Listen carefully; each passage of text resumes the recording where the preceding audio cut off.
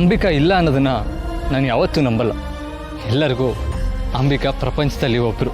ನನಗೆ ಅಂಬಿಕಾನೇ ಪ್ರಪಂಚ. ದುರ್ಗಾ, ಏನಾಯ್ತು? ಊರ್ ನೆನ್ಪಾಯ್ತಾ? ಅಪ್ಪ ಚಿಕ್ಕಪ್ಪ ಅವರೆಲ್ಲ ನೆನ್ಪಾದ್ರಾ? ಮತ್ತೆ ಫ್ಯಾಕ್ಟ್ರಿಯಲ್ಲಿ ಯಾರಾದ್ರೂ ಏನಾದ್ರು ಅಂದ್ರ? ಅಯ್ಯೋ ದೇವ್ರೆ, ಮತ್ತೇನಾಯ್ತು? ಬಾಸ್ ಮಾತಾಡಿದ್ ನೆನ್ಪಾಯ್ತು. ಯಾಕೋ ತುಂಬಾ ಬೇಜಾರಾಯ್ತು.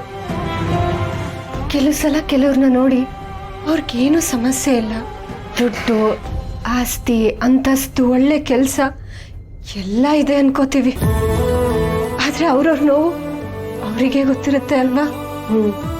ಹೌದು ದುರ್ಗಾ,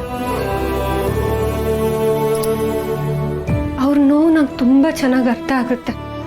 ಒಬ್ರನ್ನ ಕಳ್ಕೊಂಡಾಗ ಆಗೋ ನೋವು, ಅವ್ರು ಮತ್ತೆ ನಮ್ಮ ಹತ್ರ ವಾಪಸ್ ಬರಲ್ಲ ಅನ್ನೋ ನೋವು ತುಂಬಾ ಕಾಡುತ್ತೆ.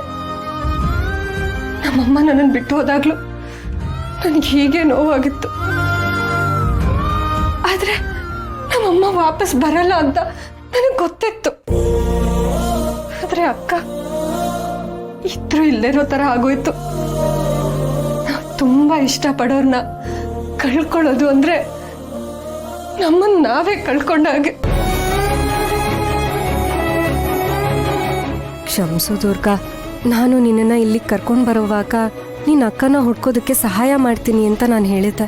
ಆದರೆ ನಿನ್ನ ನನ್ನ ಸ್ವಾರ್ಥಕ್ಕೋಸ್ಕರ ಈ ಫ್ಯಾಕ್ಟ್ರಿಗೆ ಸೇರಿಸಿ ನಿನ್ನ ಅಕ್ಕನ ಬಗ್ಗೆ ನಾನು ಯೋಚನೆ ಮಾಡ್ತಾ ಇಲ್ವಲ್ಲ ಅಂತ ನನಗೆ ನನ್ನ ಬಗ್ಗೆ ಗಿಲ್ಟ್ ಕಾಡ್ತಾ ಇದೆ.